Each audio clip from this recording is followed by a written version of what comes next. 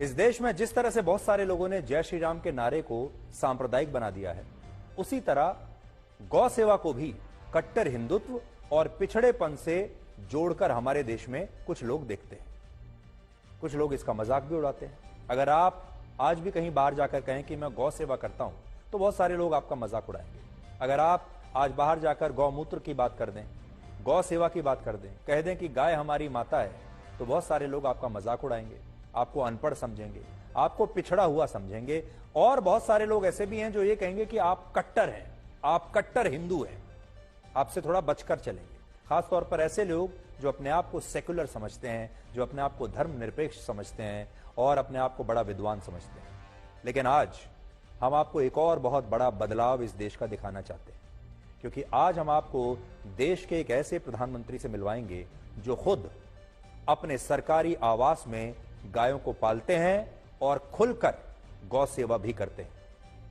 प्रधानमंत्री मोदी की गौ सेवा करने की तस्वीरें और उनका वीडियो आजकल चारों तरफ चर्चा का विषय बना हुआ है और बहुत सारे लोग उन छोटी छोटी गायों के बारे में भी जानने के लिए उत्सुक हैं जिन्हें प्रधानमंत्री मोदी चारा खिला रहे हैं। आज हम आपको गाय की इस नस्ल के बारे में बताएंगे जो आकार में इतनी छोटी है कि आप पालतू जानवरों की तरह उन्हें अपने अपार्टमेंट में भी पाल सकते हैं।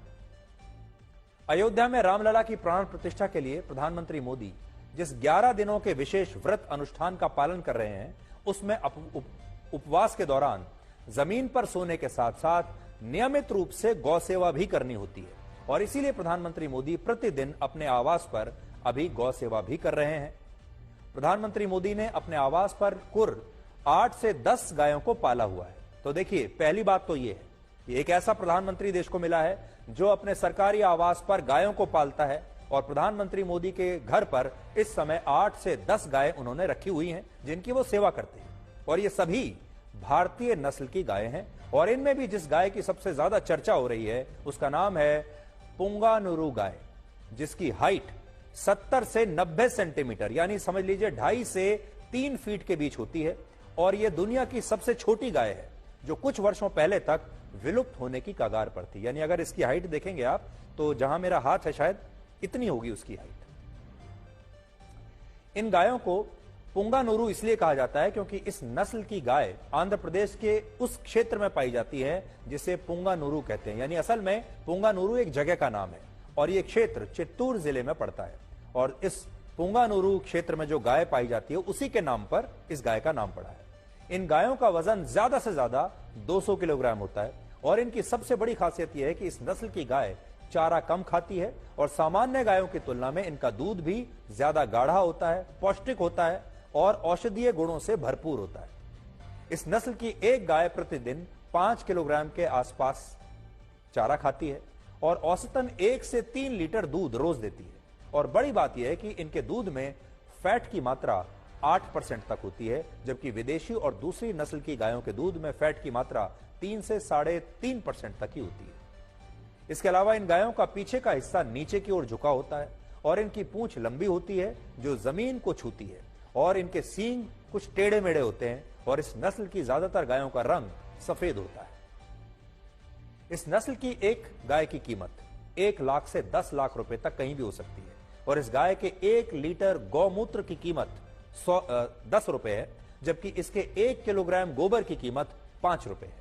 और यह भारत की वो गाय है जिसे प्राचीन समय में ऋषि मुनि भी पाला करते थे और अगर आप चाहें तो आप भी इसे किसी पेट एनिमल की तरह, जिन आजकल आप देखते होंगे कि घरों में लोगों ने अपने अपार्टमेंट्स में, अपने फ्लैट्स में या जहां भी वो रहते हैं, आजकल एक नया चलन चला है, लोग पालतू जानवर अपने घर में जरूर रखते हैं। तो आप भी किसी पालतू जानवर की तरह बड़ी आसानी से अपने घर में, अपने अपार्टमेंट में इस गाय को पाल सकते हैं, क्योंकि ये गाय बाकी के पालतू जानवरों के बराबर ही उतनी ही जगह में आसानी से रह सकती है। भारत में गायों की लगभग 50 नस्लें हैं और वर्ष 2013 की एक रिपोर्ट के अनुसार आंध्र प्रदेश में इस नस्ल की गायों की संख्या सिर्फ 2772 थी।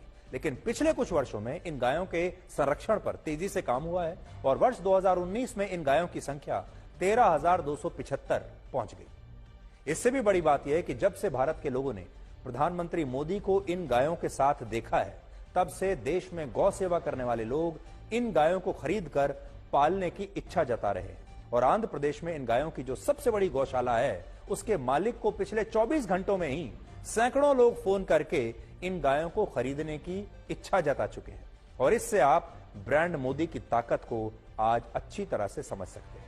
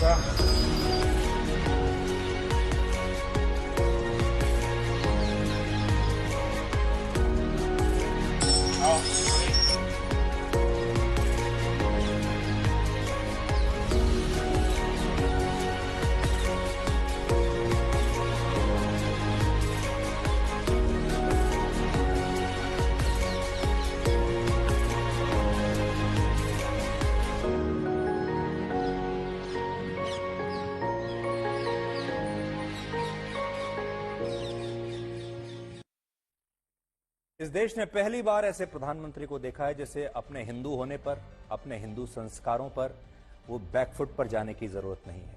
और पहली बार देश ने ऐसे प्रधानमंत्री को देखा है जिन्होंने खुलकर अपने सरकारी आवास में इस तरह से गौ सेवा की है और बताया है कि वो किस तरह के मूल्यों में विश्वास रखते हैं। अमेरिका के व्हाइट हाउस में अमेरिका के राष्ट्रपति द्वारा पेट डॉग्स को पालने की बड़ी पुरानी परंपरा रही है और इन पेट डॉग्स को वहां पेट्स ऑफ द प्रेसिडेंट्स कहा जाता है। और वहां ये परंपरा है, आपने देखा होगा, वहां जो जितने भी राष्ट्रपति हैं वो हमेशा एक पेट डॉग जरूर रखते हैं अपने व्हाइट हाउस में और उसके साथ उनके वीडियोस भी अक्सर जारी होते रहते हैं। लेकिन प्रधानमंत्री मोदी ने एक नई परंपरा की शुरुआत की है जिसमें वो अपने प्रधानमंत्री आवास पर गायों को पाल रहे हैं और गौ सेवा करके उन विपक्षी नेताओं को भी एक तरीके से जवाब दे रहे हैं जिन्होंने हाल ही में यह कहा था कि बीजेपी को वही लोग वोट देते हैं जो गौमूत्र वाले राज्यों में रहते हैं।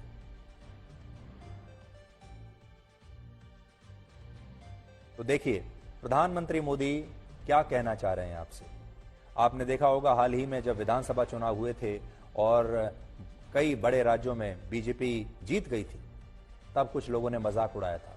दक्षिण भारत के नेता भी अक्सर ये मजाक उड़ाते हैं और ये कहते हैं कि गौमूत्र और गोबर वाले जो राज्य हैं उनके लोग बीजेपी को वोट देते हैं और एक तरीके से ये उपहास किया जाता है। आज ऐसे तमाम लोगों को प्रधानमंत्री मोदी ने कड़वे वाक्य द्वारा नहीं, कड़वे शब्दों के द्वारा नहीं, बल्कि सिर्फ गौ सेवा की इस वीडियो के जरिए अपना एक जवाब दे दिया है और इसी को कहते हैं सही जवाब देना। आज आपको यह भी देखना चाहिए कि जब विपक्ष के नेता राम मंदिर पर लगातार राजनीति कर रहे हैं, प्रधानमंत्री मोदी के लिए लगातार अपशब्द कह रहे हैं, तब देश के लोग प्रधानमंत्री मोदी की राम नीति देख रहे हैं।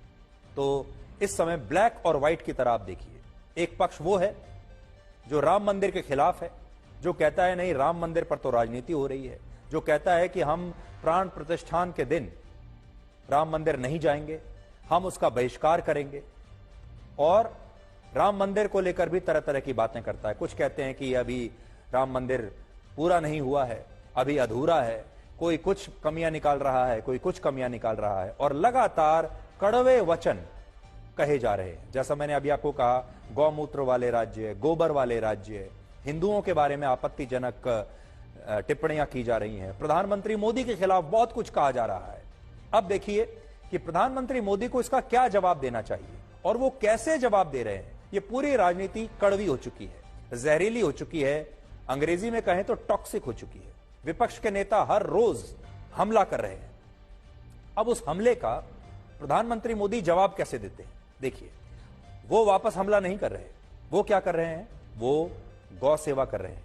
वो मंदिर में साफ सफाई करके अपना श्रमदान कर रहे हैं। वो पोंगल का त्योहार मना रहे हैं, संक्रांति पर पूजा कर रहे हैं। वो राम भक्ति में पूरी तरह से लीन है। वो उपवास अनुष्ठान कर रहे हैं। तो जहां सारे लोग उन पर इतना प्रहार कर रहे हैं, प्रधानमंत्री मोदी इस समय 11 दिन के उपवास पर है, उपवास अनुष्ठान पर है, जिसमें वो कोई राजनीति की बात ही नहीं कर रहे हैं आजकल, तो बिल्कुल चुप है।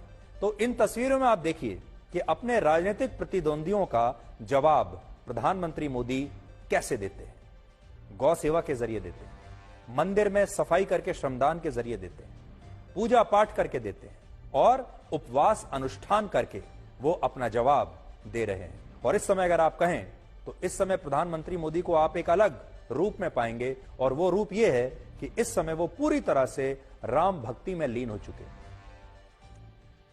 देश के प्रधानमंत्री का धर्मनिरपेक्ष होने के लिए यह जरूरी नहीं है कि वो अपने हिंदू होने पर शर्मिंदा होने लगे, और वही बात आज प्रधानमंत्री मोदी कहने की कोशिश कर रहे हैं। लेकिन पहले के जो प्रधानमंत्री हुआ करते थे, उन्हें अपने हिंदू होने पर गर्व नहीं होता था, बल्कि वो अपने हिंदू होने पर शर्मिंदा हुआ करते थे। लेकिन ये प्रधानमंत्री इस बार अलग है। गौ सेवा की तरह हमारे देश में रामायण और गीता पढ़ने वाले लोगों को भी पिछड़ा हुआ बताकर उन्हें कट्टर हिंदू बताया गया है। लेकिन अब हमारे देश में एक ऐसा बदलाव आ रहा है जिसमें लोग गर्व से कह रहे हैं कि वो हिंदू हैं। देखिए, ये भी एक बड़ा बदलाव है। आज असल में आप देखें पूरा ब्लैक एंड व्हाइट, तो आपको बदलाव ही बदलाव दिखाई देगा। अयोध्या में फैजाबाद से अयोध्या हुआ, 1990 से अब क्या बदलाव आया। प्रधानमंत्री मोदी कैसे नए बदलाव के साथ अपने राजनीतिक प्रतिद्वंदियों को जवाब दे रहे हैं, उनके कड़वे वचनों का जवाब दे रहे हैं गौ सेवा के जरिए, उपवास अनुष्ठान के जरिए, मंदिरों में साफ सफाई के जरिए।